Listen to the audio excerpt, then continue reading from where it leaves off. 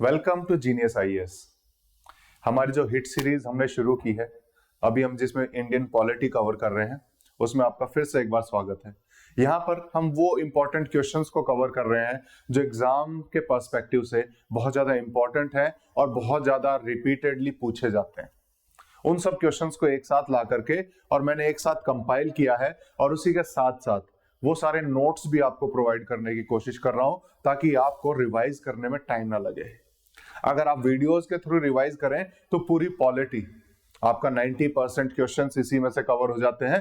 तो पूरी पॉलिटी करीबन 9 से 10 घंटे में आपकी वीडियोस के थ्रू कवर हो जाएगी और इन्हीं पीडीएफ को जब आप लेके खुद से पढ़ने की कोशिश करेंगे तो मेरे ख्याल से 2 से 3 घंटे में आप पूरी पॉलिटी रिवाइज कर पाएंगे। अगर आप इस तरीके से, जिस तरीके से मैं बता रहा हूं, इस तरीके से आप इसको पढ़ेंगे तो क्वेश्चंस के रूप में हमने किया है। कुछ क्वेश्चंस इंपॉर्टेंट हमने शुरू किए हैं और उसका ये पार्ट 5 है। इसके बाद एक वीडियो और उसमें हम पॉलिटी को खत्म करेंगे। ठीक है, चलो हम पार्ट 5 को शुरू करते हैं देर ना करते हुए। तो पहला क्वेश्चन, आज हम जो टॉपिक करने वाले हैं, आज बहुत इंपॉर्टेंट टॉपिक बेसिकली होंगे।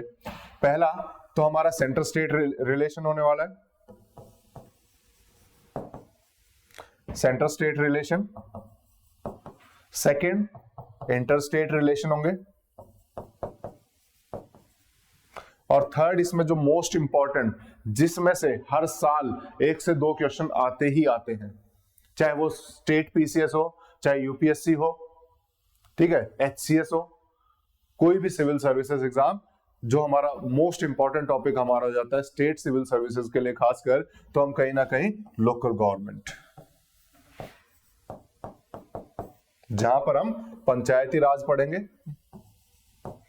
जहां से मैक्सिमम क्वेश्चंस बनते हैं। इसीलिए मैंने मैक्सिमम क्वेश्चंस भी इस एरिया से आज लिए।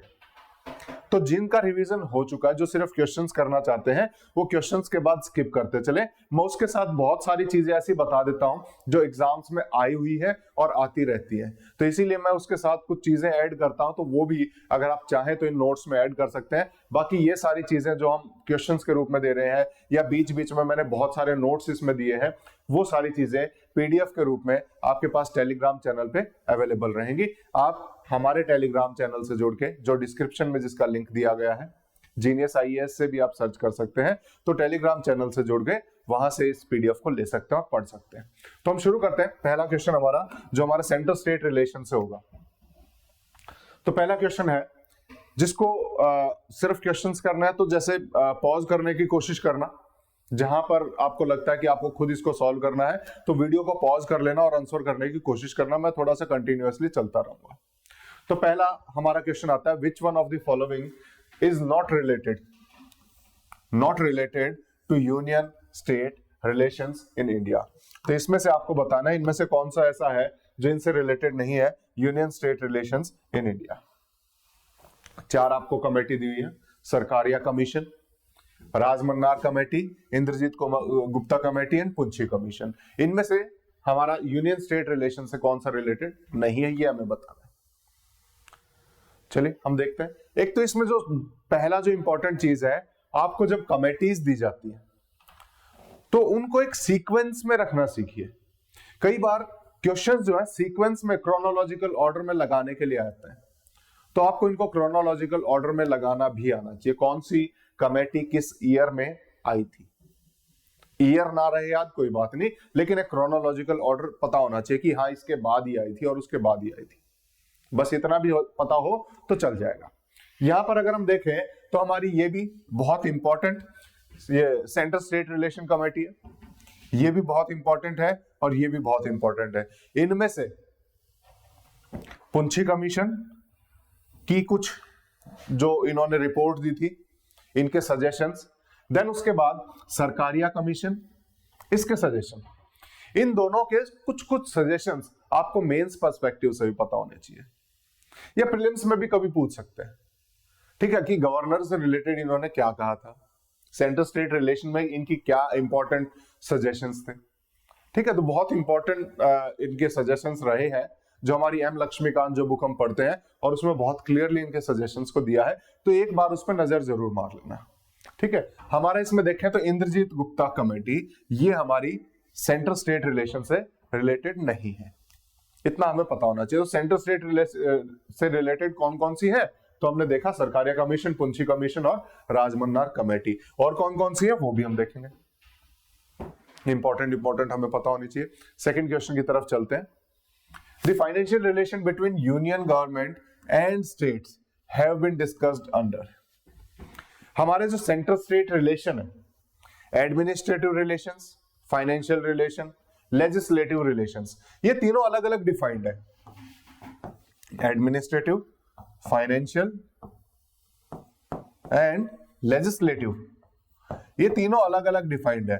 कौन से कितने आर्टिकल में डिफाइंड है वो पता होना चाहिए। कई बार पूछ लिया जाता है डायरेक्टली, या फिर मैच द फॉलोइंग में कोई आर्टिकल देके पूछ लेंगे कि ये आर्टिकल किससे रिलेटेड। आपको पता होना चाहिए ये एडमिनिस्ट्रेशन से रिलेटेड है, तो एडमिनिस्ट्रेटिव रिलेशंस किस बीच में आते हैं, तो वो हमें पता होना चाहिए। तो ये आपके पास ऑप्शन है 4, आर्टिकल 168 से 171, 268 से 281, या फिर 278 से 291, या फिर 289 से 295। तो कौन से, तो इसमें देखेंगे तो हमें कौन सा ठीक लग रहा है। बिल्कुल आप सही बता पा रहे होंगे।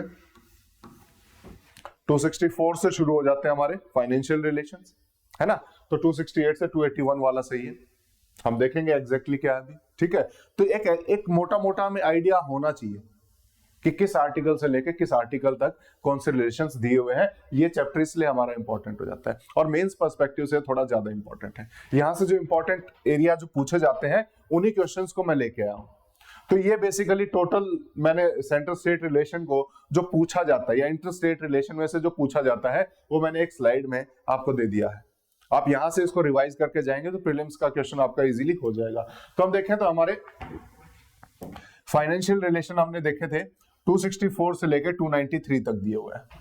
एडमिनिस्ट्रेटिव आपके 256 से 263 में दिए हुए हैं।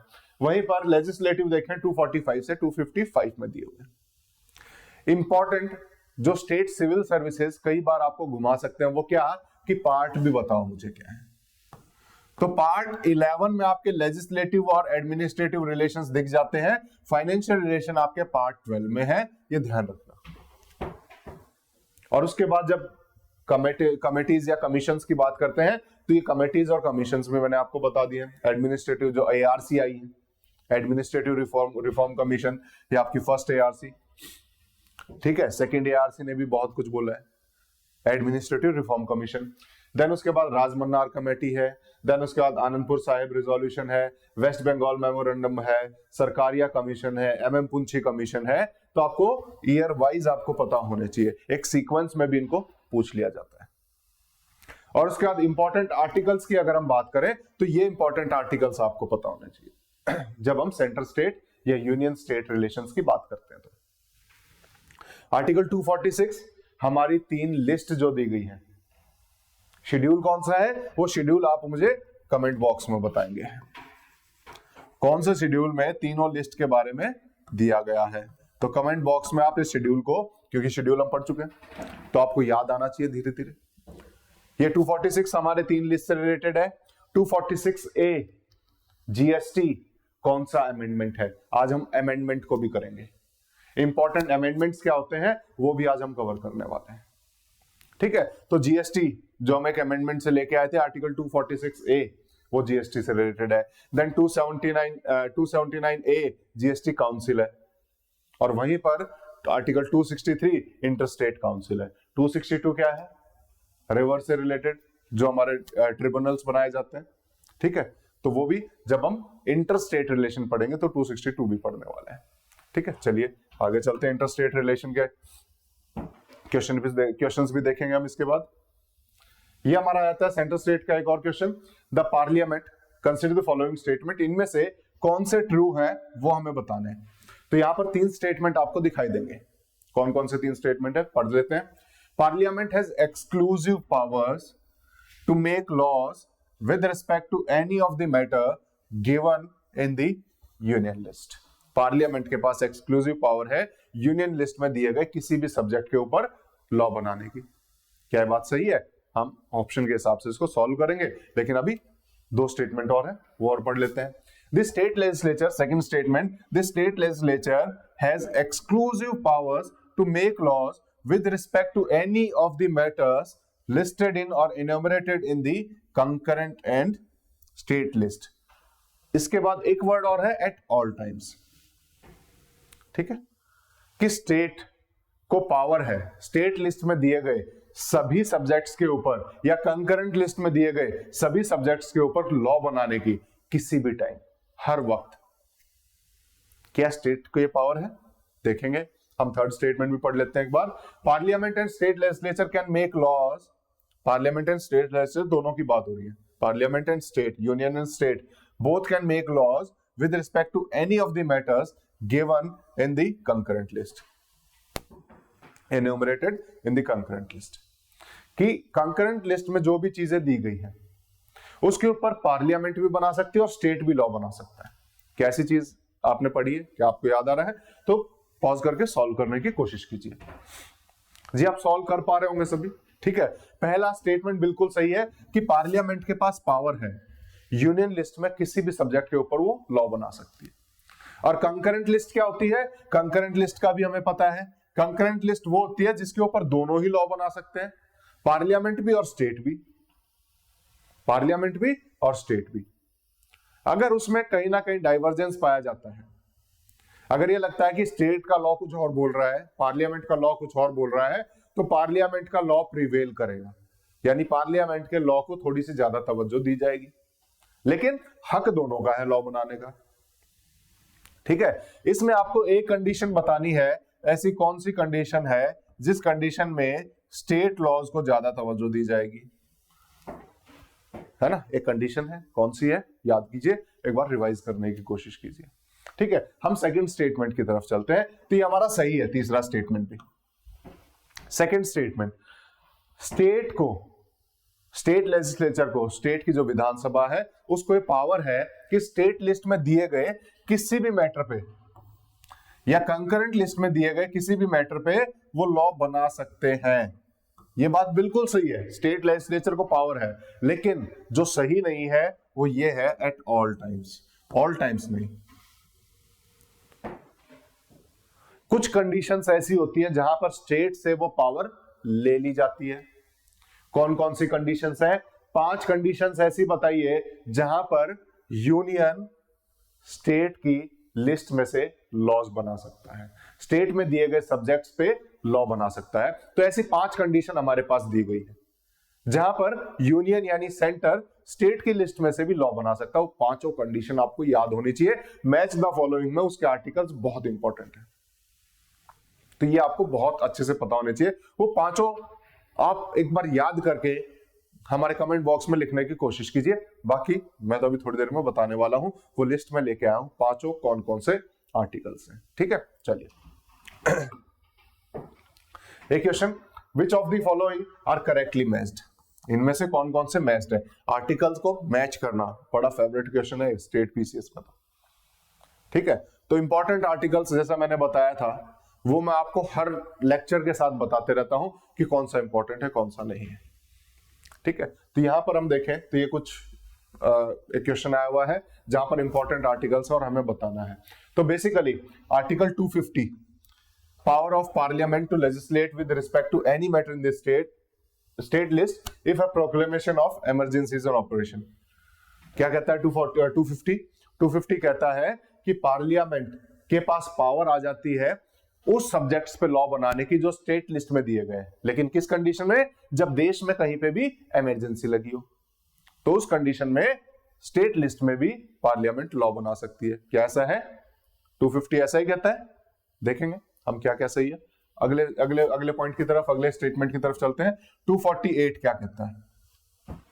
Jurisdiction of union in relation to territories outside India. India के आउटसाइड जो टेरिटरीज हैं उनके ऊपर जुरिसडिक्शन की बात क्या 248 में की गई है? ठीक है, देखेंगे। देन उसके बाद 253 क्या कहता है? Legislation for giving effect to international agreements. Law बनाना किन के लिए? ताकि इंटरनेशनल एग्रीमेंट्स को हम लागू कर सकें, उनके लिए लॉ बनाने की जो पावर 253 में है। देखते हैं 246A, अभी थोड़ी देर पहले पढ़ा था 246A, मैंने बताया था इंपॉर्टेंट आर्टिकल्स हैं सारे। 246A, special provision with respect to goods and service tax. GST के रिगार्डिंग स्पेशल प्रोविजन 246 से क्या हमने पढ़ा था, याद आ रहा होगा। चलिए सॉल्व करने की कोशिश कीजिए। बिल्कुल आप सॉल्व कर पा रहे होंगे। इसमें आप देखेंगे 250 बिल्कुल सही है।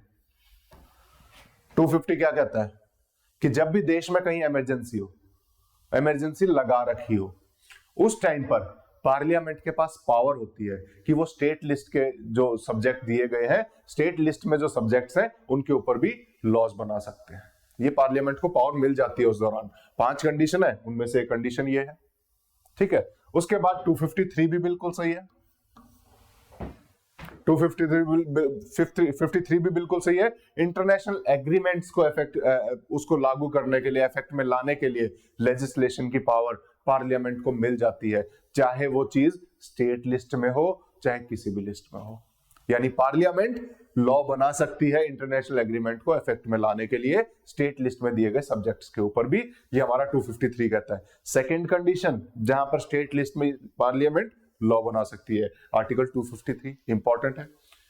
थर्ड 246 ए अभी थोड़ी देर पहले पढ़ा, जीएसटी से रिलेटेड, उसमें जो स्पेशल प्रोविजंस है उससे रिलेटेड है, ये बिल्कुल सही है। तो 1, 3 एंड 4 तो सही है। सेकंड में क्या गड़बड़ है? आर्टिकल 248 क्या कहता है? आर्टिकल 248 रेजिडुअरी पावर्स की बात करता है। किसकी बात करता है? रेजिडुअरी पावर्स की बात करता है। ये रेजिडुअरी पावर्स होती क्या है? हमारे कॉन्स्टिट्यूशन में 3 लिस्ट दी हुई है, union, state and concurrent list. लेकिन इसके अलावा भी ऐसे सब्जेक्ट्स हैं जो फ्यूचर में भी आ सकते हैं, जो आज है हमारे सामने, कंप्यूटर जैसे सब्जेक्ट जो किसी भी लिस्ट में मेंशन नहीं है। तो उन चीजों के ऊपर कौन कानून बना सकता है? उन चीजों के ऊपर लेजिस्लेशन की पावर किसकी है जो किसी भी लिस्ट में नहीं दी हुई, तीनों में से किसी लिस्ट में नहीं है? उसको हम रेजिडुअरी पावर कहते हैं। और ये रेजिडुअरी पावर किसके पास है? ये इंपॉर्टेंट क्वेश्चन है कि हमारे संविधान के अनुसार, आर्टिकल 248 के अनुसार रेजिडुअरी पावर्स किसके पास है? इसके ऊपर पार्लियामेंट लॉ बना सकती है, स्टेट बना सकते हैं। तो आंसर है कि रेजिडुअरी पावर्स हमने पार्लियामेंट को दी हुई है कि जो भी रेजिडुअरी सब्जेक्ट्स हैं, जो बचे हुए सब्जेक्ट हैं, जो किसी भी लिस्ट में मेंशन नहीं है, उनके ऊपर पार्लियामेंट ही लॉ बना सकती है। क्लियर है? 248 समझ में आया? तो ये क्या है? Jurisdiction of union in relation to territories outside India. ये कौन सा आर्टिकल है? ये आर्टिकल है 260। हमारा आर्टिकल कौन सा है? आर्टिकल 260। ठीक है, तो इतनी चीजें हमें पता होनी चाहिए जब हम इसको कर रहे हैं। इस तरीके से हमें पीवाईक्यूज को करना होता है, इस तरीके से एमसीक्यूज को करना होता है, हर एक ऑप्शन को समझना होता है, उस ऑप्शंस के हिसाब से हमें नोट्स बनाने होते हैं, ताकि आने वाले एग्जाम में हो सकता है 248 के ऊपर पूछ ले, 260 के ऊपर पूछ ले, तो हमें पता तो होना चाहिए। तो जब ऑप्शंस आए तो उनके ऊपर थोड़ी देर बैठो, थोड़ा दिमाग लगाओ, थोड़ा सोचो कि ये क्या है। हो सकता है आगे उसी ऑप्शन के हिसाब से क्वेश्चन बना दिए जाए। तो इस टाइम पे आप एक क्वेश्चन ना पढ़ के इसके अंदर आप 5 से 7 क्वेश्चंस पढ़ रहे होते हैं, और इस तरीके से इफेक्टिवली आप बहुत ज्यादा अच्छे से और बहुत ज्यादा आप सिलेबस कवर कर पाते हैं। ठीक है, तो ऐसे पढ़ना ज्यादा जरूरी है। तो ये इंपॉर्टेंट था, तो इसलिए मैं इसको लेके आया था। ये वो 5 एरियाज हैं जहां पर यूनियन स्टेट लिस्ट में दिए गए सब्जेक्ट्स के ऊपर लॉ बना सकता है। तो ये 5 आर्टिकल्स आपको याद होने चाहिए। 249 तो वैसे ही याद हो जाएगा, राज्यसभा की स्पेशल पावर है। और कौन सी है? 312 एंड आर्टिकल 67। क्या है वो दोनों आर्टिकल? कमेंट बॉक्स में बताइए। 249 क्या कहता है कि नेशनल इंटरेस्ट में राज्यसभा अलाउ कर सकती है पार्लियामेंट को स्टेट लिस्ट में लॉ बनाने के लिए। ऐसे 250 जब नेशनल इमरजेंसी देश में कहीं पे भी लागू हो तो पार्लियामेंट उस टाइम पे स्टेट लिस्ट के ऊपर लॉ बना सकती है। 252 जब 1, 2 या स्टेट्स जब रिक्वेस्ट करें पार्लियामेंट को कि इस चीज पे आप लॉ बना दो हमारे लिए, तो उस केस में भी पार्लियामेंट लॉ बना सकती है स्टेट लिस्ट पे, और स्टेट जो है अपनी वो लॉ बनाने के पावर उस सब्जेक्ट में पार्लियामेंट को देते हैं, हैंड ओवर करते हैं। ये 252 है। 253 अभी थोड़ी देर पहले पढ़ा था, इंटरनेशनल एग्रीमेंट को लागू करने के लिए, इफेक्ट में लाने के लिए पार्लियामेंट लॉ बना सकती है स्टेट लिस्ट में दिए गए सब्जेक्ट के ऊपर। और 356 है प्रेसिडेंट रूल के दौरान। ये हमने ऑलरेडी जब हम इमरजेंसी कवर कर रहे थे तब हमने इसको बहुत अच्छे से कवर किया था, आपको याद आ रहा होगा। ठीक है, आपके लिए जो होमवर्क है, जो आपको खुद करना है, ताकि आप भी मेरे साथ कनेक्टेड रह पाए, इस वीडियो से कनेक्टेड रह पाए, बोर ना फील करें, इसीलिए कुछ चीजें मैं आपको एक्सरसाइज के तौर पे देता हूं, ताकि आप भी मेरे साथ लगे रहें और कंटिन्यू इसको, जितना आप अपनी तरफ से मेहनत करेंगे उतनी ही चीजें आपके माइंड में ज्यादा जाएंगी, उतना ही आप अच्छे से इसको रिटेन कर पाएंगे। तो आपको क्या ध्यान रखना है, इसके अंदर जो आपको होमवर्क करना है, इसके अंदर जो लॉज बनाए जाते हैं पार्लियामेंट के द्वारा, उनकी वैलिडिटी कितनी होती है, उनकी वैलिडिटी आपको बतानी है। जब इसके अंदर बनाएंगे तो कितनी वैलिडिटी होगी, यहां कितनी वैलिडिटी है, यहां कितनी है, यहां कितनी है और यहां कितनी है, इनकी वैलिडिटी अलग अलग है। वो वैलिडिटी आपको चेक करनी है और बतानी है कमेंट बॉक्स में। ये आपके लिए होमवर्क है, ठीक है। तो ये आप जरूर बताएंगे ताकि हमें भी पता लगता रहे कि हाँ आप अच्छे से इसको सीख रहे हैं और आपके लिए इंपॉर्टेंट भी है। अगर आपको ये वीडियोस अच्छी लग रही हैं तो इनको शेयर जरूर करें, लाइक जरूर करें, ठीक है। और कमेंट बॉक्स में हमें भी बता दिया करें कि हाँ वीडियोस अच्छी हैं, ताकि हम इस तरह की और वीडियोस भी आपके लिए लेके आते रहें, ठीक है। चलिए आगे चलते हैं। अब इंटरस्टेट रिलेशन शुरू करते हैं। इंटरस्टेट रिलेशन में पहला ही क्वेश्चन जो है ये बहुत बार पूछा गया है, जोनल काउंसिल के बारे में। ये जोनल काउंसिल क्या है, ठीक है। जोनल काउंसिल में मेंबर्स कौन कौन होते हैं, ये बहुत इंपॉर्टेंट क्वेश्चन है। तो जोनल काउंसिल के ऊपर 4 स्टेटमेंट है, हमें बताना कौन सा सही है। पहला, स्टैट्यूटरी बॉडी है established by an act of parliament. Zonal council are statutory bodies established by an act of parliament. क्या सही है, देखेंगे। Second, established by State Reorganization Act of 1956. क्या इस एक्ट के द्वारा इसको बनाया गया है, देखते हैं। देन उसके बाद तीसरा बोल रहा है कि ये दोनों ही सही है, और चौथा बोल रहा है इनमें से कोई भी सही नहीं है। तो पॉज करके आंसर देने की कोशिश कीजिए।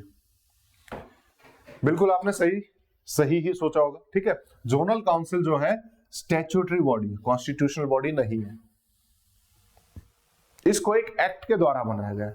कौन से एक्ट के द्वारा बनाया गया है, स्टेट रीऑर्गेनाइजेशन एक्ट ऑफ 1956। तो दूसरा भी सही है, यानी कि ऑप्शन हमारा सी आंसर हो जाएगा। दोनों सही है, ए एंड बी, तो क्या आंसर हो जाएगा, सी, ठीक है। ये हमारा आंसर है। क्लियर, इतनी चीजें। तो जोनल काउंसिल के बारे में और भी चीजें हमें पता होनी चाहिए, और इंटरस्टेट रिलेशन पढ़ रहे हैं तो और भी 2-4 चीजें हमें इसके बारे में पता होनी चाहिए, ठीक है। अभी पढ़ेंगे, लेकिन इंटरस्टेट रिलेशन का एक क्वेश्चन और हम देख लेते हैं जो कॉमर्स एंड ट्रेड से रिलेटेड है। कौन सा पार्ट है, बहुत इंपॉर्टेंट है, पूछा जाता है, ठीक है। तो पहले एक क्वेश्चन देख लेते हैं। कंसीडर द फॉलोइंग, इनमें बताना क्या है, वो असर्शन एंड रीजनिंग का क्वेश्चन है, ठीक है। तो ये सेट होते हैं हमेशा कि A is correct and R is the correct explanation of A। Second होता है A is correct, R is not correct explanation of A, ठीक है। एक करेक्ट है, एक गलत है, एक सही है। ये तीसरा और चौथा ऑप्शन होता है कि एक गलत है, एक सही है, ठीक है। तो पहले पढ़ लेते हैं असर्शन क्या कहता है। Article 301 states that trade, commerce and intercourse through out the territory of India shall be free. क्या आर्टिकल 301 ये कहता है कि पूरे देश में जो ट्रेड कॉमर्स है वो फ्री होना चाहिए, ठीक है। देखते हैं। देन रीजन क्या बोलता है कि ये क्यों है। It helps to break down the border barriers between state and to create one unit with a view to encouraging the free flow of trade, commerce and intercourse in the country. क्या सही है, तो pause करके answer देने की कोशिश कीजिए। बिल्कुल ये भी सही है, और ये किस लिए सही है, क्योंकि ये रीजन है। क्यों फ्री होना चाहिए ट्रेड पूरे देश में, ताकि पूरा देश एक यूनिट दिखाई दे। वो कहीं ना कहीं जो बैरियर्स है, जो स्टेट जो हमने बना दिए हैं, स्टेट के कारण वो बैरियर ना क्रिएट हो जाए, पूरा देश एक यूनिट लगे, इस वजह से ये हमारा आर्टिकल 301 है। तो रीजन भी सही है, असर्शन भी सही है, and R is the appropriate explanation of A, ठीक है। ये ए ऑप्शन हो जाएगा, ठीक है। इतना पता है, बहुत है। आर्टिकल 301 आप कर पाएंगे। ये इंपॉर्टेंट चीजें इंटरस्टेट रिलेशन से जो हमें पता होनी चाहिए। Article 262 interstate river water dispute से रिलेटेड है कि जब भी रिवर वाटर, दो स्टेट के बीच में रिवर वाटर को लेकर डिस्प्यूट होगा तो उसे कौन सॉल्व करेगा? Option parliament, judiciary, high court मतलब सुप्रीम कोर्ट, हाई कोर्ट या लोअर जुडिशियरी भी कर सकती है। कौन करेगा? या स्टेट आपस में बैठ के सुलझाएंगे? क्या है इसका आंसर? तो जब भी रिवर को लेकर डिस्प्यूट दो स्टेट्स के बीच में हो तो उसके लिए हमेशा पार्लियामेंट ही कोई ना कोई ट्रिब्यूनल या कुछ ऐसा तरकीब निकालेगी, वो जुडिशरी के दायरे में नहीं आता। रिवर डिस्प्यूट को लेके जुडिशरी के पास नहीं जाना होता। मैंने जब पार्लियामेंट पढ़ा रहा था तो आपको बताया होगा जुडिशरी में सुप्रीम कोर्ट का एक ओरिजिनल जुडिस्डिक्शन जिसे हम कहते हैं और एक्सक्लूसिव जुडिस्डिक्शन भी था।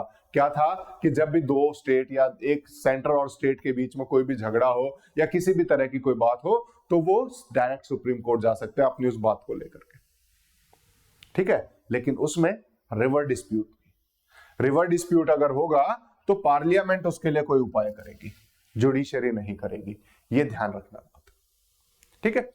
आर्टिकल 263 ये 262 में दिया गया है। अब 263 इंटरस्टेट काउंसिल की बात करता है। जोनल काउंसिल तो हमने पढ़ा, ये इंटरस्टेट काउंसिल क्या है, ठीक है। तो इंटरस्टेट काउंसिल हमारे आर्टिकल 263 में दिए गए हैं। इसके अंदर कौन कौन मेंबर होने चाहिए ये मैंने लिख दिया है, पढ़ लेना, बहुत इंपॉर्टेंट है। कई बार मेंबर्स पूछ ले जाते हैं जोनल काउंसिल के कौन से मेंबर है, वो भी अभी आने वाले हैं, ठीक है। तो उसके बारे में थोड़ी और बात करेंगे, लेकिन इंटरस्टेट काउंसिल में कौन कौन मेंबर होता है पढ़ लेना। मैं एक पीडीएफ आपको टेलीग्राम चैनल पे दे दूंगा। इंटरस्टेट काउंसिल कौन क्रिएट करता है? ये प्रेसिडेंट के द्वारा क्रिएट की जाती है, प्रेसिडेंशियल ऑर्डर के द्वारा, और इसका हेड हमेशा प्राइम मिनिस्टर होगा। इंटरस्टेट काउंसिल प्रेसिडेंट के ऑर्डर के द्वारा क्रिएट की जाती है, हेड हमेशा प्राइम मिनिस्टर होगा। हमारे अगर क्वेश्चन आ जाए क्या इंटरस्टेट काउंसिल कॉन्स्टिट्यूशनल बॉडी है? हाँ है, क्योंकि आर्टिकल 263 में मेंशन है, लेकिन शुरुआत से बनाई नहीं गई। क्वेश्चन आता है इंटरस्टेट काउंसिल को किस कमेटी के रिकमेंडेशन के आधार पर बनाया गया था? तो वो आप कहीं ना कहीं लिख लेना कि सरकारिया कमीशन के रिकमेंडेशन पर हमारे पहली इंटरस्टेट काउंसिल बनी थी। सरकारिया कमीशन की रिकमेंडेशन पे पहली इंटरस्टेट काउंसिल बनी थी, ये कहीं ना कहीं लिख लेना, ठीक है। अब लास्ट जो हमारा इसमें ट्रेड कॉमर्स से रिलेटेड है, आर्टिकल 301 से लेकर 307 तक है, पार्ट 13 के अंदर ये आता है, जो इंटरस्टेट ट्रेड एंड कॉमर्स से रिलेटेड बात करता है, ठीक है। ये हमारा इंटरस्टेट रिलेशन है। अब थोड़ा बहुत जो रिवर डिस्प्यूट के बारे में, आर्टिकल 262 के बारे में जो मैंने बात की, तो ये इंपॉर्टेंट रिवर डिस्प्यूट्स हैं जो कई बार ज्योग्राफी में या वैसे भी पूछ लिए जाते हैं कि ये आपको पता होना चाहिए कि किस किस स्टेट के बीच में कौन सी रिवर को लेकर डिस्प्यूट चल रहा है। तो एक छोटी सी लिस्ट है, इसके अलावा और भी है, ठीक है ये, लेकिन ये इंपॉर्टेंट पता होना चाहिए जो पॉलिटी के हिसाब से इंपॉर्टेंट है, जहां पर ट्रिब्यूनल्स बनाई गई हैं, कौन से ईयर में बनाई है, तो बेसिकली कौन कौन से स्टेट उस रिवर को लेके वो बेसिकली इन्वॉल्व है, तो पता होना चाहिए हमें, ठीक है। चलिए ये जोनल काउंसिल का है। जोनल काउंसिल के एक तो सबसे पहले इंपॉर्टेंट है मेंबर कौन कौन होते हैं, तो सबसे पहले चेयरमैन कौन होगा? Home minister. इंटरस्टेट काउंसिल में चेयरमैन कौन होता है? प्राइम मिनिस्टर, ठीक है। जोनल काउंसिल में ये स्टैट्यूटरी बॉडी कौन से? स्टेट रीऑर्गेनाइजेशन एक्ट ऑफ 1956 से बनाई गई थी। इनके जो हेड होते हैं वो होम मिनिस्टर होते हैं, और मेंबर कौन कौन है? चीफ मिनिस्टर होंगे, उसके साथ हर स्टेट से दो दो मिनिस्टर होंगे, जो यूटीज है उनके एडमिनिस्ट्रेटर होंगे जो भी उस जोन में आते हैं, ठीक है। देन ये पता होना चाहिए, और वहां पर अगर हम देखें वाइस चेयरमैन जो बनता है वो वहां पे जो उस जोन में जो स्टेट्स हैं उनके चीफ मिनिस्टर को बारी बारी से एक एक साल के रोटेशन पर वाइस चेयरमैन बनाया जाता है। इतनी चीजें हमें पता होना चाहिए। अब थोड़ा जोनल काउंसिल के बारे में जानते हैं। हमारे यहाँ पर इंडिया में 5 जोनल काउंसिल्स बनी। कितनी बनी? स्टेट रीऑर्गेनाइजेशन एक्ट के तहत 5 जोनल काउंसिल्स बनी। 5 कौन कौन सी बनी जो हम देखें? नॉर्दर्न, सदर्न, ईस्टर्न, वेस्टर्न और सेंट्रल। होगी 5, नॉर्दर्न, सदर्न, वेस्टर्न, ईस्टर्न और सेंट्रल, ठीक है। यहां पर अगर आप देखेंगे तो मैंने उसको थोड़ा डिवाइड भी किया हुआ है।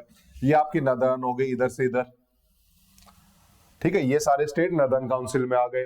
देन उसके बाद ये आपकी हो गई ईस्टर्न, ठीक है, ये आपकी होगी सदर्न, साउथ के लिए। देन उसके बाद वेस्टर्न हो गई, और ये जो बचा हुआ एरिया है ये पूरा सेंट्रल का है। अब क्वेश्चन आता है तो इस एरिया का क्या, ये जो हमारा नॉर्थ ईस्ट बचा, तो ध्यान रखना नॉर्थ ईस्ट में जोनल काउंसिल, अगर हम कहें तो जोनल काउंसिल 5 है। नॉर्थ ईस्ट के लिए मत टिक लगा के आना, नॉर्थ ईस्ट के लिए हम अलग से एक्ट लेके आए, उसके लिए हमने नॉर्थ ईस्ट काउंसिल बनाया। क्या काउंसिल बनाया, लिख लेना अलग से, नॉर्थ ईस्ट काउंसिल बनाया। और ये नॉर्थ ईस्ट काउंसिल कब बनाया, नॉर्थ ईस्ट काउंसिल एक्ट 1972 से बना। क्लियर है, तो ये अलग है, इसको आप जोनल काउंसिल में काउंट मत करना, ठीक है। यही कैच है, ऐसे ही पकड़ते हैं एमसीक्यूज में, और ये पूछा हुआ है कई बार, ठीक है। तो नॉर्थ ईस्ट देके उसमें फंसा भी देते हैं, ठीक है। तो जो ईस्टर्न है उसमें नॉर्थ ईस्ट नहीं है, नॉर्थ ईस्ट का कोई स्टेट नहीं है, ये ध्यान रखना, ठीक है। ये मैंने मैप आपको दे दिया है, इसको आप अच्छे से देख लेना कि कौन कौन से स्टेट हैं कौन से नहीं है। क्लियर है, हो पाएगा। चलिए आगे चलते हैं। अब हम कॉन्स्टिट्यूशनल अमेंडमेंट के टॉपिक को देख लेते हैं। इंपॉर्टेंट कॉन्स्टिट्यूशनल अमेंडमेंट्स आपको पता होने चाहिए, पूछे जाते हैं, मैच द फॉलोइंग में पूछे जाते हैं या किसी स्टेटमेंट में पूछ लिया जाता है। तो इंपॉर्टेंट कॉन्स्टिट्यूशनल अमेंडमेंट्स आपको पता होने चाहिए। तो उसी के रिगार्डिंग एक क्वेश्चन मैं लेके आया हूं, 2 लिस्ट दी गई है, एक साइड अमेंडमेंट लिखे हुए हैं, उस अमेंडमेंट के अंदर क्या हुआ है तो आपको मैच करने हैं। एक साइड लिखा है curtailment of power of judicial review, दूसरा है abolition of right to property as a fundamental right, तीसरा है lowering the vote age from 21 to 18, चौथा है addition of the word secular in the preamble. कौन कौन से अमेंडमेंट से हुए हैं, तो वीडियो पॉज कीजिए, आंसर देने की कोशिश कीजिए, बिल्कुल आप देख पाएंगे, ठीक है। सबसे पहले ये हमने पढ़ा था जब हम बेसिक स्ट्रक्चर पढ़ रहे थे, बहुत डिटेल में नहीं, लेकिन जो मैंने एक पिक्चर सी आपके सामने लगाई थी तो उसमें मैंने बताया था 38 कब आया था। तो कहीं ना कहीं जुडिशियल रिव्यू को उन्होंने कर्टेल करने की बात की थी, तो जुडिशियल रिव्यू हमारा 38th अमेंडमेंट से आया था, ठीक है। इसको कर्टेल करने की बात 38th अमेंडमेंट में की गई थी। देन उसके बाद abolition of right to property, ये तो कई बार बता चुका हूं, है ना। फंडामेंटल राइट पढ़ रहे थे तब भी बताया था, हमारा 44th अमेंडमेंट से इसको एबॉलिश किया गया था, राइट टू प्रॉपर्टी को फंडामेंटल राइट से। वोटिंग एज 21 से घटा के 18 की गई, कब की गई, 61st अमेंडमेंट में। और वहीं पर हमने प्रीएम्बल में 3 वर्ड जोड़े थे, वो 3 वर्ड कौन कौन से, एक तो सेक्युलर, इसके अलावा 2 वर्ड और हैं, वो वर्ड आपको कमेंट बॉक्स में हमें लिख के बताने हैं, क्योंकि ये भी मैं बता चुका हूं।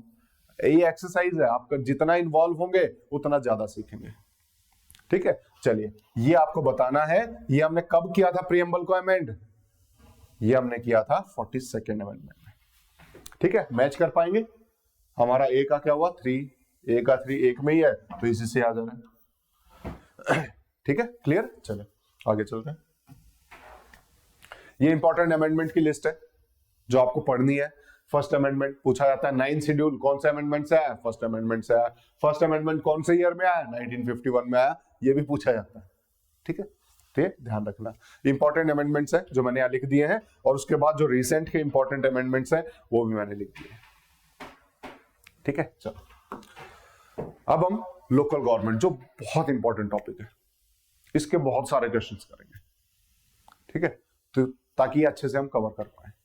फिर भी रहेगा, ठीक है, लेकिन मैंने ज्यादा से ज्यादा आपको कवर करने की कोशिश की है, जो इंपॉर्टेंट चीजें हैं वो सारी यहां पर लाने की कोशिश की है। तो पहले क्वेश्चन से चलते हैं यहां पर।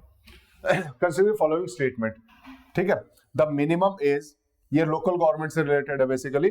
The minimum age prescribed for any person to be a member of panchayat is 25 years. Panchayat का मेंबर बनने के लिए मिनिमम एज जो दी गई है वो 25 ईयर्स है। क्या ये बात सही है? देखते हैं, अगला स्टेटमेंट पढ़ लेते हैं। A panchayat reconstituted after premature dissolution continues only for the reminder period. अगर कोई भी पंचायत भंग हो जाए, उसको स्थगित कर दिया जाए, डिसॉल्व कर दिया जाए टाइम से पहले, तो उसके बाद जो पंचायत दोबारा बनेगी, रिकॉन्स्टिट्यूट होगी, वो सिर्फ बचे हुए टाइम के लिए बनेगी या पूरे 5 साल के लिए बनेगी?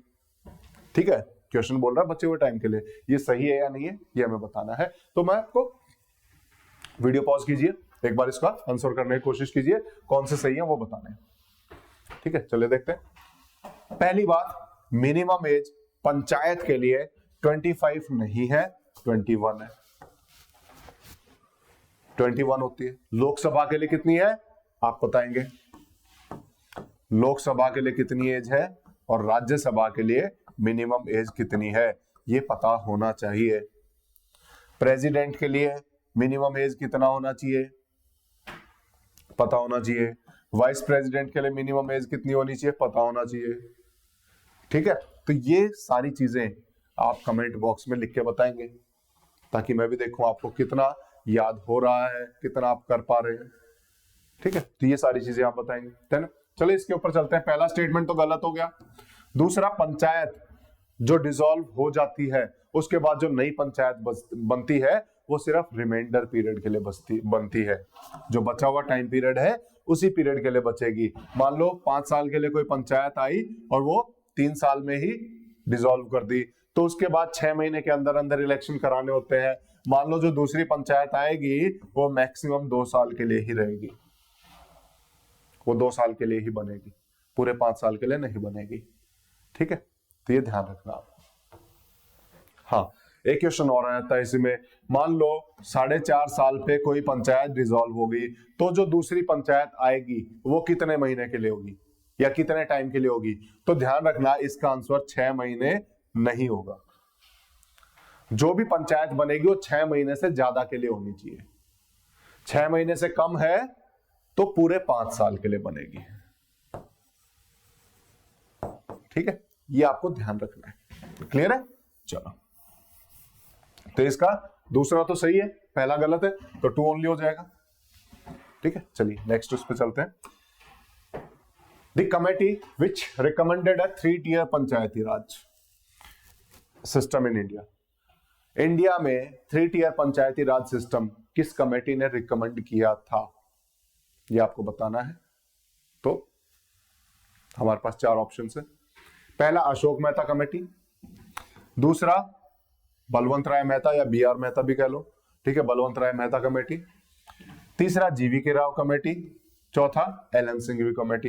कमेटीज को ऐसे भी ध्यान रखना कि पंचायती राज से रिलेटेड कौन कौन सी कमेटीज हैं।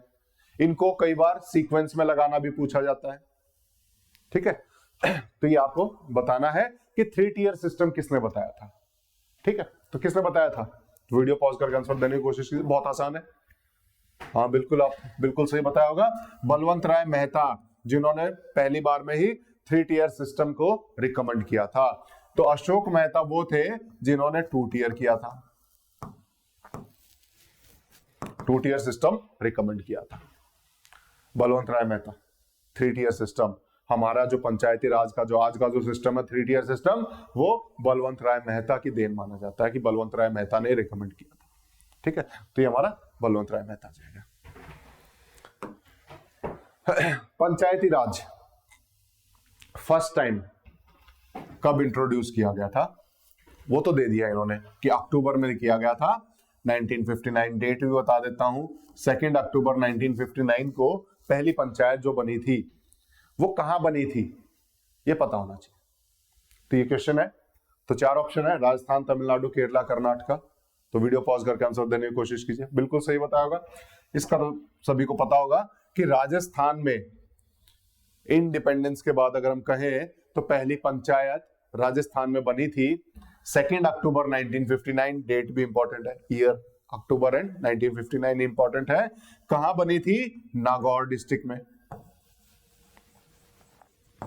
नागौर डिस्ट्रिक्ट ऑफ राजस्थान, जहां पर पहली पंचायत बनी थी, ये हमें पता होना चाहिए। ठीक है, चलो। Which of the following committees recommended to give constitutional status to पंचायती राज? इनमें से किस कमेटी ने रिकमेंड किया था कि पंचायती राज को कॉन्स्टिट्यूशनल स्टेटस मिलना चाहिए? क्योंकि 1951 में जो पंचायत बनी वो कॉन्स्टिट्यूशन में तो कहीं पंचायत का मेंशन था क्या? डीपीएसपी में मेंशन था। डीपीएसपी में कौन सा आर्टिकल था? आर्टिकल 40। लेकिन ऐसा कॉन्स्टिट्यूशनल स्टेटस के हिसाब से जिसमें वो कर दिया जाए कि बनाना ही है, वैसा कोई हमारा आर्टिकल हमने स्पेसिफाइड अलग से किया नहीं हुआ था। ये हमने बाद में किया है। कब किया है? कॉन्स्टिट्यूशनल स्टेटस कब दिया है तो वो आपको पता होना चाहिए। 73rd constitutional amendment act of 1992 में हमने कॉन्स्टिट्यूशनल स्टेटस दिया पंचायती राज इंस्टीट्यूशंस को। लेकिन इसके लिए पहली बार किस कमेटी ने बोला कि पंचायती राज को कॉन्स्टिट्यूशनल स्टेटस मिलना चाहिए? तो 4 ऑप्शंस हैं, एल.एम. सिंघवी, बलवंत राय मेहता, जीवी के राव कमेटी और अशोक मेहता कमेटी। तो इसमें से कौन सा है? तो आप वीडियो पॉज करके आंसर दे सकते हैं। बिल्कुल सही बताया होगा आपने, एल.एम. सिंघवी कमेटी, जिन्होंने पहली बार कॉन्स्टिट्यूशनल स्टेटस देने की बात कही। ठीक है, इसके बाद पीके ठंगन कमेटी आई, उसने भी बोला देना चाहिए। उसके बाद जितनी कमेटीज आई सबने बोला कॉन्स्टिट्यूशनल स्टेटस देना चाहिए। ठीक है, तो एल.एम. सिंघवी कमेटी इसमें सही आंसर होगा, जिन्होंने कॉन्स्टिट्यूशनल स्टेटस को देने की बात कही थी पंचायती राज इंस्टीट्यूशंस को। ठीक है, कौन से एक्ट से आई थी? 73rd amendment act. 73rd और 74th अमेंडमेंट एक्ट किस चीज से रिलेटेड है? ये क्वेश्चन तो आपको रटा हुआ होना चाहिए। 73rd है पंचायती राज से, 74th है अर्बन लोकल गवर्नमेंट से, जहां म्यूनिसिपैलिटीज की बात की जाती है। ठीक है, इंपॉर्टेंट है, याद होने चाहिए। इसीलिए मैं जब यहां पर अमेंडमेंट्स की बात कर रहा था तो मैंने 73rd और 74th लिख करके मैंने इसके आगे कुछ नहीं लिखा है। ठीक है, 2 और ब्लैंक छोड़े हुए हैं, 42nd और 44th। इसके जो इंपॉर्टेंट चीजें आती रहती हैं वो आपको बीच बीच में बताता रहता हूं। ये 42nd में हुआ था, 44th में हुआ था, इसलिए उनको रिकलेक्ट करना शुरू करो, कहीं पर एक साथ लिखना शुरू करो। ठीक है, इसलिए मैंने इनको भी ब्लैंक छोड़ा हुआ है। ठीक है, जो पूछे जाते हैं मैंने ज्यादातर वही लिए हैं। मैं ऐसा तो नहीं कहता कि मेरे से पूछ के बनाएंगे पेपर, लेकिन ये एक एजम्पशन होता है, जो मोस्ट इंपॉर्टेंट, जो मोस्ट रिपीटेड होते हैं उन्हीं को बार बार पूछा भी जाता है। ठीक है, तो उसी हिसाब से मैंने इन क्वेश्चंस को उठाया है, जो बहुत ज्यादा इंपॉर्टेंट हो जाते हैं, बहुत ज्यादा रिपीटेड हो जाते हैं। ठीक है, चलिए अगला है मेंबर्स ऑफ पंचायत समिति आर। पंचायत समिति क्या है? हमारा जो 3 टियर पंचायती राज सिस्टम है, जिसके लिए बलवंत राय मेहता ने बोला था, जो 3 टियर सिस्टम हमने 73rd अमेंडमेंट में लागू किया, उसमें हमने 3 टियर सिस्टम बनाया। ठीक है, एक तो विलेज लेवल पे, एक ब्लॉक लेवल पे और एक डिस्ट्रिक्ट लेवल पे। ठीक है, विलेज में पंचायत बनाई, यहां पंचायत समिति बना दी। ठीक है, पता होना चाहिए। और ऊपर जाकर जिला परिषद बना दी। ये तीनों लेवल पे नाम लिख लेना अलग अलग, कहां कहां क्या क्या बना। तो पंचायत समिति कहां पर है? ब्लॉक लेवल पे है। ठीक है, तो पंचायत समिति के मेंबर्स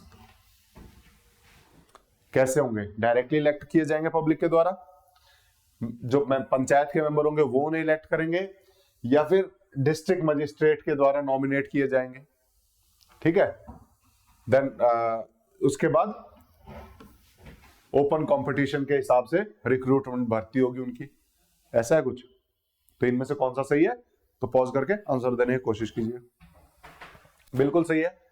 जितने भी मेंबर्स होते हैं तीनों लेवल के, ऑल मेंबर्स, मैं चेयरमैन की बात नहीं कर रहा हूं, all members at all 3 levels वो इलेक्ट किए जाएंगे पब्लिक के द्वारा।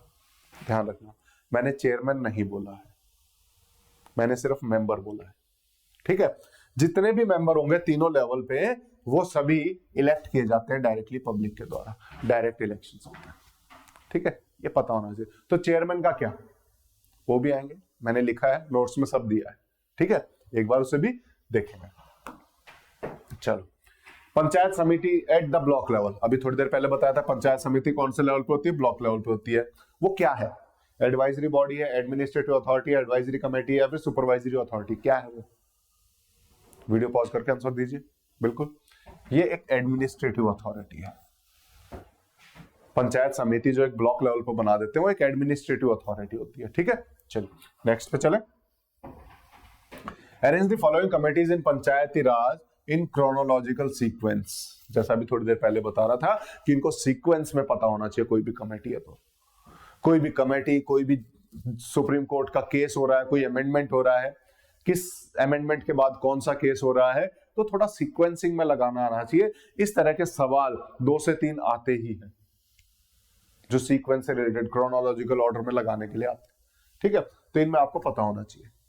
तो 4 कमेटियां GVK Rao, LM Singhvi, BR Mehta, Ashok Mehta, जिसके बारे में तो कई देर से बात कर रहे हैं, तो कौन किस किस साल में आई है पता होना चाहिए। सबसे पहले बीआर मेहता। ठीक है, तो आपने दे दिया होगा आंसर, कोशिश कीजिए।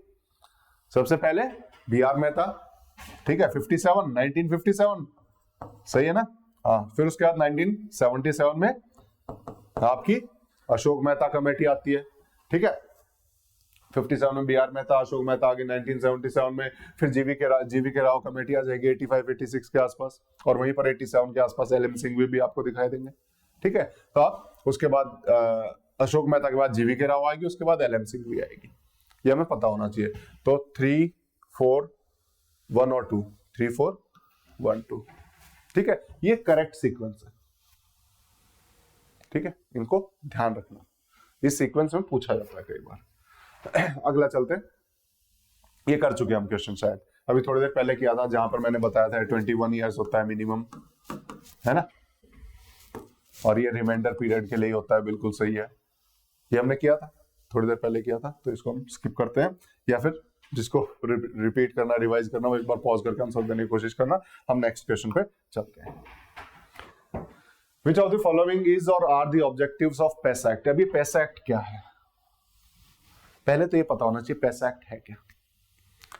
जब हमने 73rd अमेंडमेंट किया, पंचायती राज एक्ट लेकर आए, तो हमने बोला पूरे देश में हर जगह पर हम पंचायत लागू करेंगे, पंचायत बनाएंगे, लेकिन उसमें हमने कुछ एरियाज को,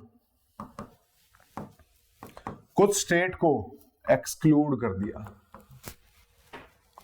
यानी बोला कि इस एरिया में कोई पंचायत नहीं बनेगी।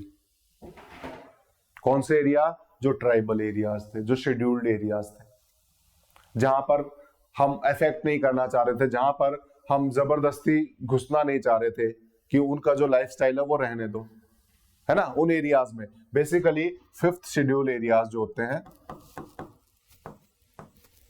5th शेड्यूल में कौन से एरियाज हैं बता चुका हूं। 5th शेड्यूल में 5th शेड्यूल 6th शेड्यूल पढ़े थे हमने। 5th शेड्यूल के एरियाज को एक्सक्लूड रखा गया था, उनमें भी लागू करने के लिए कि उनमें किस तरीके से लागू किया जाए ताकि उनके लोगों की जो पावर है वो उनसे ना छीनी जाए, उनको और ज्यादा एम्पावर करने के लिए, और वहां पर इफेक्टिवली पंचायती राज को लागू करने के लिए हम उसी के बाद उसको एक्सटेंड करने के लिए पैसा एक्ट लेके आए थे। Panchayati Raj extension in scheduled areas act, Panchayati Raj को एक्सटेंड किया गया था, extension to scheduled areas, scheduled areas में, इन एरियाज में जहां पर पहले नहीं था। ठीक है, तो ये पैसा एक्ट था 1996 में पैसा एक्ट आया था। उसके क्या क्या प्रोविजंस हैं, क्या क्या ऑब्जेक्टिव है, वो हमें पता होना चाहिए। ठीक है, तो 3 स्टेटमेंट है, वो सही है या नहीं देखते हैं। पहली स्टेटमेंट है to give the majority of the tribal population self rule, ताकि ट्राइबल पॉपुलेशन को सेल्फ रूल दिया जा सके, मेजॉरिटी ऑफ ट्राइबल पॉपुलेशन को। ठीक है, to establish participatory democracy in village governance and to make the gram sabha the centre of all operations, कि किसी एक काम देखें कि विलेज गवर्नेंस में पार्टिसिपेटरी डेमोक्रेसी हम लाएंगे, और कहीं ना कहीं वहां उस ग्राम सभा को, उस गांव की जो ग्राम सभा होगी उसको हम कहीं ना कहीं पावरफुल बनाएंगे कि जो कुछ भी होगा उनकी मर्जी से होगा। थर्ड है to prevent panchayat at higher level of the gram sabha from taking rights and authority of panchayat at lower level, कि हायर लेवल पे जो पंचायत है उनको, उनसे हम प्रोटेक्ट करेंगे लोअर लेवल की पंचायत को, कि वो हायर लेवल वाले लोग लोअर लेवल पंचायत के राइट्स को छीन ना ले, उनकी अथॉरिटीज को छीन ना ले। तो क्या ये सब प्रोविजंस पैसा एक्ट में थे? तो पॉज करके आंसर देने की कोशिश कीजिए। बिल्कुल आपने अंदाजा लगाया होगा, जैसा मैंने बताया था, ये कहीं ना कहीं एक पॉजिटिव एक्ट था जो कहीं ना कहीं उनको एम्पावर करने की बात कर रहा था, जो कि ट्राइबल एरियाज में पॉपुलेशन थी, ट्राइबल एरियाज में जो ग्राम पंचायत थी उनको, तो उनके प्रोटेक्शन के लिए हम ये सारी सुविधाएं उनको दे रहे थे। ये सारे प्रोविजंस हमने, ये सारे ऑब्जेक्टिव्स के साथ पेसा एक्ट को लेके आए थे, ताकि उनको एम्पावर किया जा सके और उनकी अथॉरिटीज को उनसे छीना ना जा सके। ठीक है, तो ये तीनों ही सही है यहाँ पर। तो 1, 2 and 3 all of the above, 1, 2 and 3। ठीक है, ये हमारा आंसर होना चाहिए इसमें। ठीक है, चलिए, तो पेसा एक्ट भी हमने देखा इसमें क्या होता है। फिर उसके बाद which of the following article deal with Panchayati Raj, Panchayat Raj से कौन से आर्टिकल है जो डील करता है? तो 4 ऑप्शन दिए हुए हैं। 243, 243 से 243 ओ तक, 243 पी से 243 जेड जी तक, 243 जेड एच से लेके जेड टी तक। कौन सा है? तो पॉज करके आंसर देने की कोशिश कीजिए। बिल्कुल सही। हम देखेंगे 243 किससे है? ग्राम सभा से रिलेटेड है। ग्राम सभा क्या है पता होना चाहिए। 243 और 243 ओ ये हमारा पंचायती राज इंस्टीट्यूशन से रिलेटेड है, यानी हमारा पंचायत से रिलेटेड है। बिल्कुल सही है।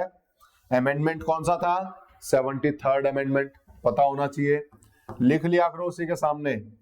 73rd अमेंडमेंट था, कब आया? 1992 में आया था। ठीक है, और इसने क्या जोड़ा? पार्ट 9 जोड़ा हमारे कॉन्स्टिट्यूशन में, और उस पार्ट 9 में ये सारे आर्टिकल इंसर्ट किए। फिर उसके बाद ये क्या है? 243 पी से लेकर 243 जेड जी तक, ये भी अमेंडमेंट से ही आया। ये हमारा म्युनिसिपैलिटीज के लिए है, अर्बन लोकल गवर्नमेंट के लिए। म्युनिसिपैलिटीज ये हमारा 74th कॉन्स्टिट्यूशनल अमेंडमेंट से आया था, ये भी 1992 में आया, और इसने रहा पार्ट 9A जोड़ा हमारे कॉन्स्टिट्यूशन में। ये क्या है फिर? ZH से लेकर ZT तक, ये हमारा कोऑपरेटिव सोसाइटी से रिलेटेड है। कोऑपरेटिव सोसाइटीज, ठीक है। कौन सा अमेंडमेंट है? 97th अमेंडमेंट था। इसने क्या जोड़ा? इसने पार्ट 9B जोड़ा। ठीक है, इस तरीके से हर एक चीज को हमें पता होना चाहिए मोटा मोटा कि कहां से है ये।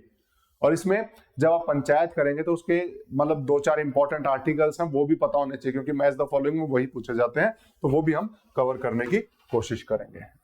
ये जैसे मैंने अभी देखा। ठीक है, तो क्या क्या है? सबसे पहले आर्टिकल और सब्जेक्ट मैटर है।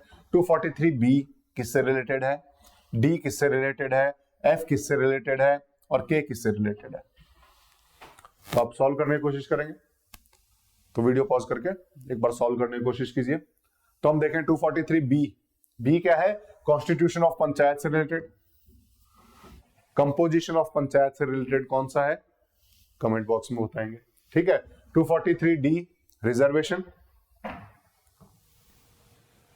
243D रिजर्वेशन, 243F डिस्क्वालिफिकेशन, और 243K इलेक्शंस, इनसे रिलेटेड है। ठीक है, तो इसको मैच करेंगे तो हमें A का 3, B 2, 3 2, ये B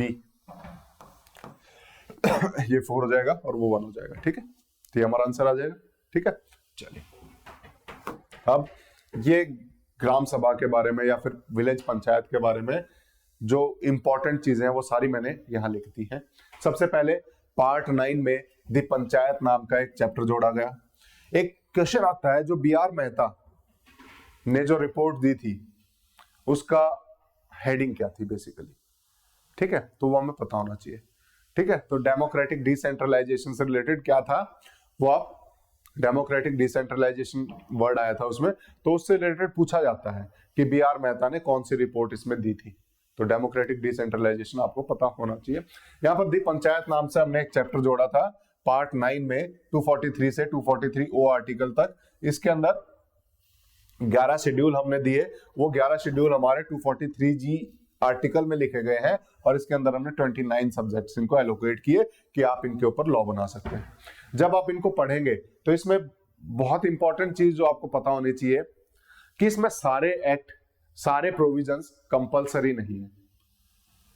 कुछ ही एक्ट कंपलसरी है, जैसे पंचायत का होना कंपलसरी है, लेकिन उसमें बहुत सारी चीजें वॉलंटियर कर दी, स्टेट गवर्नमेंट के ऊपर छोड़ दी कि स्टेट गवर्नमेंट की मर्जी होगी कि वो किस तरीके से वहां पे कंपोज करना चाहती है। तो कहीं ना कहीं आपको वॉलंटरी और कंपल्सरी प्रोविजंस इसमें दिखाई देंगे, वो सेग्रीगेट आपको करना है। मैंने बहुत सारे यहाँ पर करने की कोशिश की है, ठीक है, मैंने लिख दिया है नॉट कंपल्सरी या फिर है या नहीं है।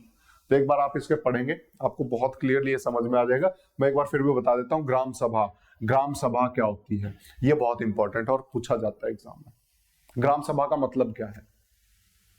ग्राम सभा का क्या ये मतलब है कि जिनको चुना है वो ग्राम सभा? नहीं, ग्राम सभा का मतलब होता है एक गांव में या एक वोटिंग एरिया में जितने भी पर्सन वोटर लिस्ट में है, यानी 18 साल से ऊपर के जितने भी लोग हैं, वो सब मिलकर ग्राम सभा बनाते हैं।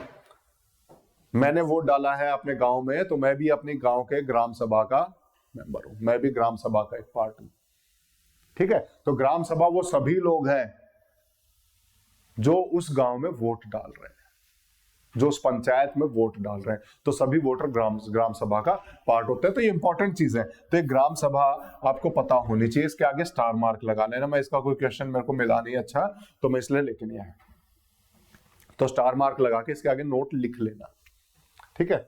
3 टियर सिस्टम है, इसमें भी एक एक्सेप्शन है। किसी स्टेट की पॉपुलेशन 20 लाख से कम है तो वहां पर 2 टियर सिस्टम लागू होगा, सिर्फ जिला परिषद और विलेज पंचायत। बीच वाला जो ब्लॉक वाला सिस्टम है, पंचायत समिति वाला, वो सिस्टम वहां पे मैंडेटरी नहीं है, वो मर्जी हो जाती है। सभी मेंबर्स डायरेक्टली चुने जाएंगे। चेयरपर्सन जो पंचायत का है, ध्यान रखना, चेयरपर्सन जो पंचायत का है विलेज लेवल पे, गांव में, जिसे सरपंच कहते हैं, वो स्टेट की मर्जी होगी कि उसको डायरेक्टली चुनवाना चाहता है या इनडायरेक्टली, यानी स्टेट डिसाइड करेगा सरपंच को कैसे चुना जाए, डायरेक्टली या इनडायरेक्टली, ठीक है। वहीं पर जो हमारे इंटरमीडिएट यानी कि ब्लॉक लेवल पे और डिस्ट्रिक्ट लेवल पे जो होगी पंचायत, उनके जो चेयरमैन होंगे वो उन्हीं के मेंबर जो जिनको हमने चुना है, वही मेंबर आपस में बैठ के चुनेंगे कि हमारा जो चेयरमैन होगा वो ये होगा, ठीक है। हम चेयरमैन नहीं चुन रहे, वो चेयरमैन जो है हमने जिनको चुना है वो लोग बैठ के आपस में डिसाइड करते हैं कि हमारा चेयरमैन कौन होगा, ठीक है। और विलेज लेवल पे स्टेट डिसाइड करेगा कि कैसे चुना जाएगा, ठीक है। ये बहुत इंपॉर्टेंट है, पता होना चाहिए कि ये वॉलंटरी उस प्रोविजंस में है, कंपल्सरी प्रोविजंस में नहीं है। रिजर्वेशन दिया जाता है, क्वेश्चन आता है रिजर्वेशन किस बिहाफ पे दिया जाता है, तो एससीज एंड एसटीज को उनकी पॉपुलेशन के रेशियो में, जितनी उनकी पॉपुलेशन होगी उतना उनका रिजर्वेशन होगा उस गांव में, उस पंचायत में, ठीक है। वुमेन को, विमेन जिसे हम कहते हैं, वुमेन को 1/3 रिजर्वेशन मिलेगा, चाहे वो एससीज में है तो उनमें भी 1/3 मिलेगा, चाहे वो सरपंच के लिए इलेक्शन होगा तो वहां पे भी 1/3 वुमेन के लिए रिजर्वेशन होगा। हर लेवल पे, हर पोस्ट के लिए 1/3 रिजर्वेशन वुमेन के लिए हम रखेंगे। अब सवाल आता है ओबीसीज के लिए कोई रिजर्वेशन है या नहीं। ओबीसीज के लिए कॉन्स्टिट्यूशन में बोला, लेकिन उसको बोला कि इसके लिए स्टेट डिसाइड करेगा कि वो देना चाहता है या नहीं देना चाहता, यानी कंपलसरी नहीं है ओबीसीज को रिजर्वेशन देना, है स्टेट के ऊपर डिपेंड करता है। क्लियर है, ये हमें पता हो गया। देन उसके बाद ड्यूरेशन कितना होगा, 5 साल के लिए। अगर 5 साल से पहले हो जाए खत्म तो सिर्फ रिमाइंडर पीरियड के लिए, बचे हुए पीरियड के लिए ही नई पंचायत बनेगी, लेकिन इलेक्शन 6 महीने के अंदर कराने। लेकिन अगर टाइम पीरियड सिर्फ 6 महीने से ही कम बचा है, 3-4 महीने के लिए पंचायत नहीं बनाएंगे, नहीं, तो वो पूरे 5 साल के लिए बनेगी, ठीक है। ये हमें पता होना चाहिए। इसका मिनिमम एज 21 ईयर्स बात कर चुके हैं। इसी प्रोविजंस के आधार पर जो हमने 73rd अमेंडमेंट 74th अमेंडमेंट किया गया, इसी के आधार पर हमने एक नई बॉडी बनाई, state election commission. State election commission का क्या काम है, जो लोकल बॉडीज हैं, म्युनिसिपैलिटीज हुई या फिर जो पंचायत के इलेक्शन हुए, जिला परिषद के इलेक्शन हुए, इनके इलेक्शन कराना स्टेट इलेक्शन कमीशन का काम है। जो सेंटर में इलेक्शन कमीशन है वो लोकल बॉडीज के इलेक्शन नहीं कराता, ठीक है। तो लोकल बॉडीज के इलेक्शन कौन कराएगा, स्टेट इलेक्शन कमीशन। ये अलग बॉडी है, वो इलेक्शन कमीशन अलग है, दोनों को मैच मत करना। ऐसे ही एक और नई बॉडी बनाई गई इस अमेंडमेंट एक्ट के द्वारा, 73rd अमेंडमेंट एक्ट के द्वारा। कौन सी बनाई गई? State finance commission. गवर्नर हर 5 साल में एक फाइनेंस कमीशन बनाएगा, वो बताएगा कि पंचायत को कितने फंड देने हैं, म्यूनिसिपैलिटीज के पास कितने फंड जाएंगे, तो डिस्ट्रीब्यूशन के लिए ये फाइनेंस कमीशन बनाया जाता है। ठीक है।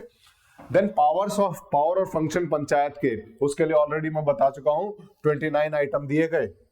लेकिन यहां पर पेच क्या फंसाया कि ये आइटम कंपलसरी नहीं किए कि इनके ऊपर कानून बनाने का अधिकार सिर्फ पंचायत नहीं, स्टेट की मर्जी है, वो कितने आइटम पे अलाउ करेगी, कितने पे नहीं अलाउ करेगी, तो ये स्टेट की मर्जी पे छोड़ दिया।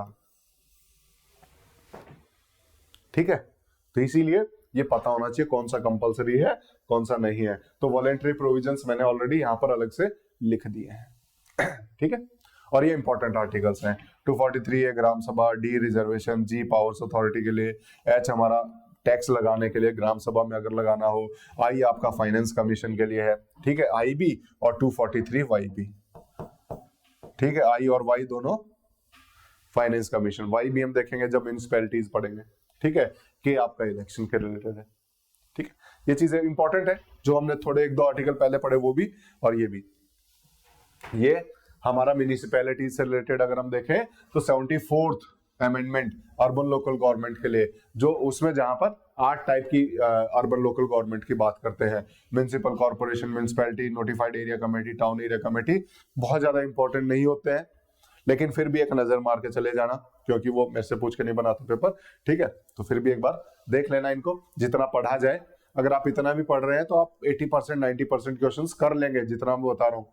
लेकिन फिर भी आपको अगर ये लगता है कि कुछ चीजें छूटने की, तो मैंने बता दिया है कि ये होते हैं, ज्यादा नहीं पढ़ना, बहुत ज्यादा ध्यान से नहीं देना है, एक एक बार नजर मारोगे तो आपका क्वेश्चन सॉल्व हो जाएगा, बहुत बड़े टॉपिक नहीं है। ठीक है, ये 8 टाइप के होते हैं अर्बन गवर्नमेंट। ये 243P से लेके ZD तक होता है। पार्ट 9A में 12 शेड्यूल में इसके 18 आइटम्स दिए गए हैं। 29 आइटम किस में है? 29 आइटम हमारे हैं 11 शेड्यूल में, जो पंचायत से रिलेटेड है।